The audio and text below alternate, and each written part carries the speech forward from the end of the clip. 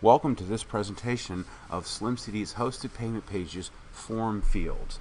In this presentation, we're going to cover the data fields you can place on the form, their presentation types and data values, and how to use them. So hosted payment pages allow you to place fields on the form that can either display or display text or information, or collect text or information. And this includes text input type controls, standard HTML controls, single or multi-line controls, radio buttons, checkboxes, even select lists with custom values in them. And then you can also have hidden fields that are just on the form, or they can be database only, so they don't even display on the form, but they're still part of that session, and that data can all be retrieved through either postback calls or through check session calls, and we'll show you how to do all that as well. So form fields have a lot of options on each of them. You can specify what data type if you like. They text, integer, yes, no, money, and a list of values from which to select, such as radio buttons, checkboxes, or pull downs. That's how you make your pull down lists, is by providing us the list of options to show in the pull down. And we can do validation on them, first and last name, email, street, things that match what the gateway is actually going to accept when the consumer presses the submit button. So some validation can be done without actually going for a transaction on the gateway. So I've logged into our website. I'm going to click on Sessions and Manage Forms. I have a form here that shows lots of fields. Let's take a look at it. And if we show this form, you're going to see the standard radio buttons. I've done some configuration here, which we covered in the flow control, how all of that's created. And here I've just added a random text field, something that's disabled so that I can't enter text, a checkbox that I can check, and it's mandatory. As you can see, it's been deemed mandatory. Another one I can check that's not mandatory.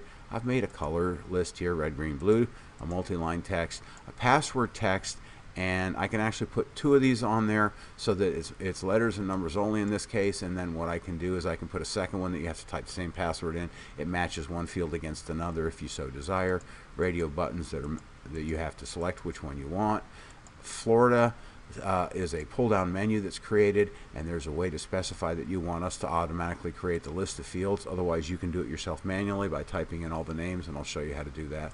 And here's a state abbreviation you would type in. It will limit you to 2 characters and has to match one of the values. And here's some other random values in a country, different things you can put on a form. So how do we do that? Let's take a look at the form fields and how we configure them.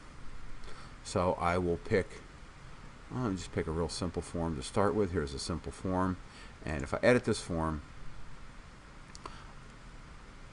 I can pick list fields at the bottom, or actually I should have done it from right out here. So simple form, let me just list the fields. This happens to have some inactive fields that I'm not using and some active fields. I can order them and say whether they appear before the payment processing or after, so you get the choice of where you want them to go, and you can change the numbering. So if I want the test checkbox to come last, I simply reorganize it to the bottom and it'll come down to the bottom. So if I select any individual field, you can give it a name, and this is the variable name you want to use for this form field, display its order, etc. Now the prompt text appears right here on our HTML, just like this. Prompt, the HTML field, and the hint text. So this is your guide of what you're creating. So enter text. Maybe this text is something different. Enter your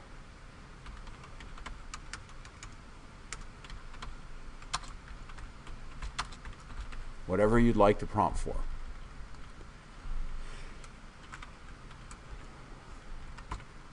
Now, what do you want this? How do you want this to do? Do you want an input field, a checkbox, radio button, select list? Do you want an automatically filled state list, automatically filled country list, text area, a password input? Do you just want it displayed on the form as HTML but not editable? Do you want it a hidden form field, or only stored within the session but not anywhere in the HTML where someone could view source and see it? You can also put divider lines, some labels, or horizontal rules on it, and you can also specify the name of something that you'd be sending in that's not really a form field, but you'd like to have it sent to the payment gateway, and that's one of those template datas. Again, take a look at the template data in the mail merge on the template conversation on form headers and footers, etc. The hint text is the text that goes out here, so you specify what the prompt will be, how you're handling this field, what the hint text is when it's displayed. A tooltip text is when you hover your mouse over it, tooltip shows up there. Is this field not required, always required, only required when it's keyed, or only required when it's swiped? And then the description.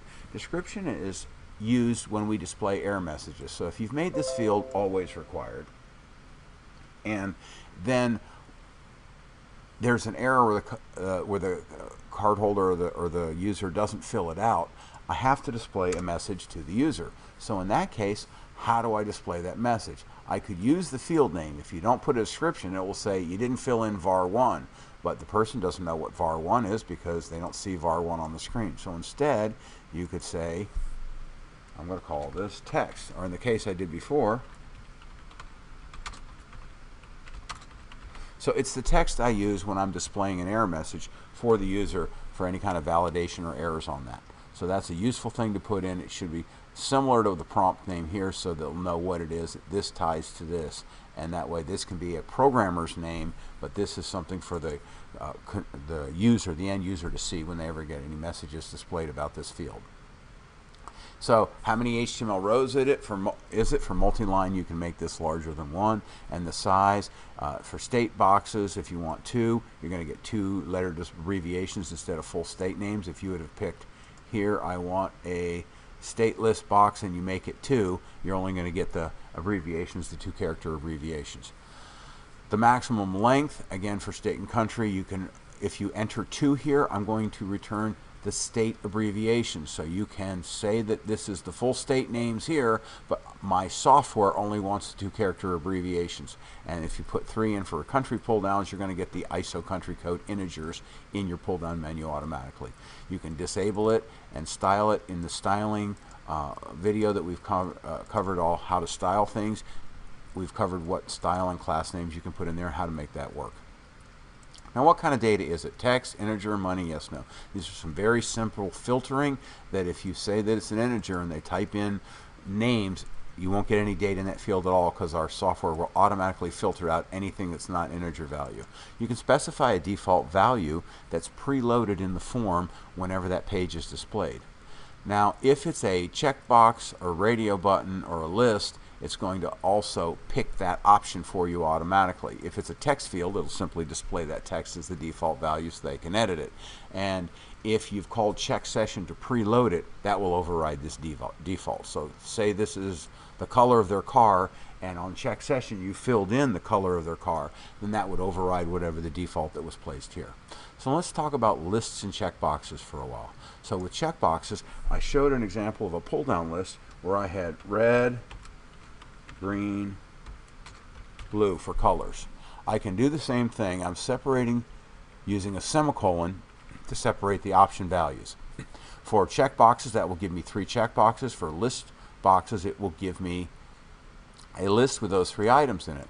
But what if I actually would like to have something that displays? So what I can say is 1 equals red, 2 equals green, and 3 equals blue. So now the menu pull down will say red, green, blue, but when it's selected, the session data will actually get the number 1, 2, or 3, so it'll translate for you. That's similar to how the state translates here. If you say you have a full name of all the states, but it's only 2 wide and all you get is the abbreviation, it's basically doing this kind of a thing for you automatically. You can say whether or not it's case sensitive. So the field matching value will be case sensitive if you check that. Now, field matching, if the validation says I would like this field to match another field, such as the password. So if I had a password field and I had confirm password, then I would put the name of the password field here as I create the confirm password field. So the confirm password much match password, and that gives you a chance to type the thing in twice, whatever the field names are. So the second one, you put the name of the first one it's supposed to match. Alternatively, you can say, here's some validation types, make sure it's a slim CD address or format, make sure it's a US zip code, make sure it's an area code. You can make it an I agree where they must check I agree, so it'd be a checkbox with only one option and they have to check I agree. You can also do some scrubbing to filter out any bad words. If they type in a bad word, it'll just stop it right there inside the hosted payment page.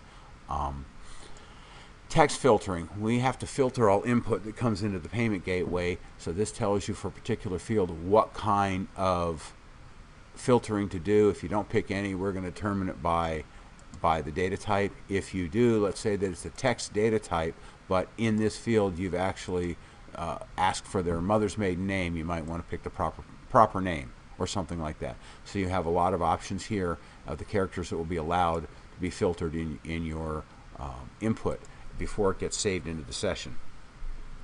HTML JavaScript, you can put some of this inline JavaScript here. It's inserted before the closing tag of the field, so it's actually inline JavaScript, such as an on exit or an on change event, things like that you can add here.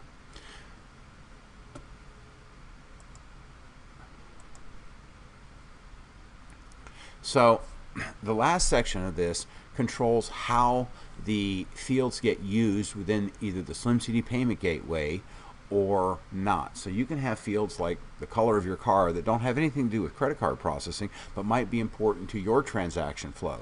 So if you're a car insurance company, you might have some prompts on this page that ask them to enter some information. You can make very complicated forms. So the very first item here says, is this a payment gateway field? If it's not, clear it. If it is, you can check it. Now, if the name up here happens to match one of the SlimCD payment gateway field names, you're fine. If not, you can say this is the whatever field name is a SlimCD field name. So while this is the name that you know it by, that you fill it by, and then you get returned to you, when it's passed to the SlimCD payment gateway, this is the name it needs to go into for the SlimCD payment gateway to map it to the right field. So this is like a field mapping where you can say this name is actually used here. So if you called something FNAME up here, FNAME, but SlimCD wants first name, you could put first name here. And that maps your field names to ours. When you call the check session, if you use check session, do you want this thing returned? And it will return this field name here when you call check session as a piece of information. Hence, that's why I mentioned that having the template data only lets you store data in this whole flow and get back what you stored. Very useful for data flow.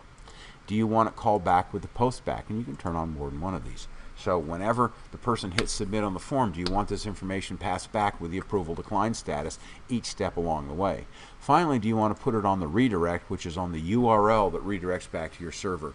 I recommend using the redirect very sparingly because that is able to be seen and changed by the consumer because it appears up in the URL line of their browser. So you only want to do that for very specific things. Now there's one other special checkbox here, the receipt email address. I don't know what you might call, so we're going back to calling this var1.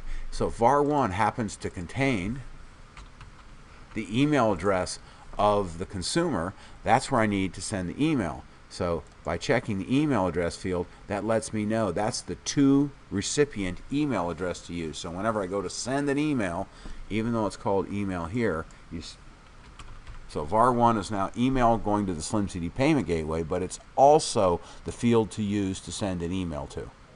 So that covers a lot of the information inside these form fields.